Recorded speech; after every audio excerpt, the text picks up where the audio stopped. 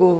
အမတ်တမဲ့မနေနဲ့ငါလုံးနေတာကံနေလုံးနေတာကောင်းတဲ့ကံလားဆိုတဲ့ကံလားသိဖို့လိုတယ်ပေါ့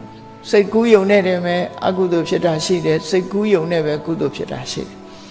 အဲ့ဒါကိုသတိထားဖို့မနောကံဆိုတာအလွန်သိမ်မွေ့တယ်စေရနာဟံဘိက္ခွေကမ္မဝရမိလို့ဆိုကြတော့လည်းပဲ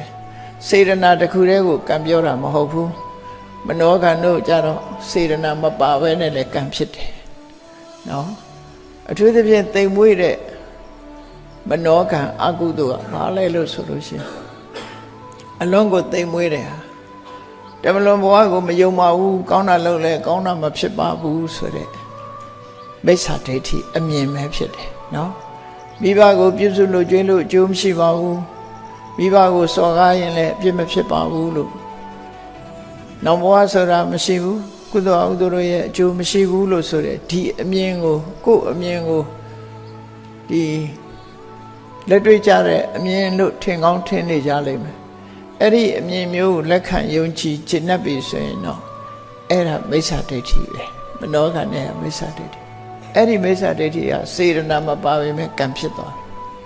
အဲ့ဒီကံကအဆိုးဆုံးကံလို့ဒီလိုမှတ်ရမယ်အဲ့မနောကံနဲ့မှာပဲသူများပစ္စည်းကိုကြည့်ပြီးလောဘတက်ပြီးကိုယ်ပစ္စည်းဖြစ်ခြင်းနဲ့အတွေးတွေအဘိဓါကိုယ်နဲ့မတည့်တဲ့လူတယောက်ဒီလူဒုက္ခရောက်သွားရင်ကောင်းမှာပဲခုခေတ်ဆိုရင်တူတယောက်ဒုက္ခရောက်ဖို့အတွက်တိုင်ရတယ်တောကြတယ်ခေတ်စကားနဲ့ပြောကြရင်အချွန်နဲ့မကြတယ်လို့ဆိုမျိုးတွေပေါ့နော်လူတယောက်ဒုက္ခရောက်အောင်ချွန်တွန်းလှုပ်တာတွေကအဲ့ဒါတွေကဒီ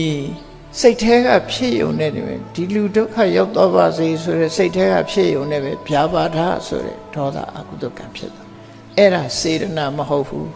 ဒေါသတာဖြစ်တယ်လောဘကလည်းပဲကံဖြစ်တယ်ဒေါသကလည်းကံဖြစ်တယ်ဒိဋ္ဌိကလည်းကံဖြစ်တယ်